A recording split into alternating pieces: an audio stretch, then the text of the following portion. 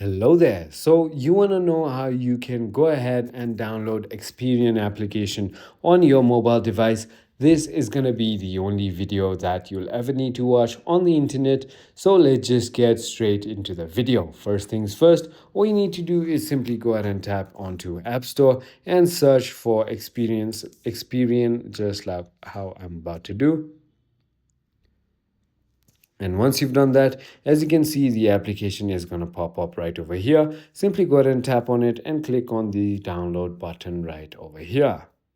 It's going to take a while based on your internet, but it's going to go ahead and download and install onto your device. Now, all you need to do is simply go ahead and click on open, and there you go. You have successfully downloaded your application on your device. Now, all you need to do is either sign in or join now for free. I hope this video was helpful to you. If it was, hit that like button, and I'll see you on the next one.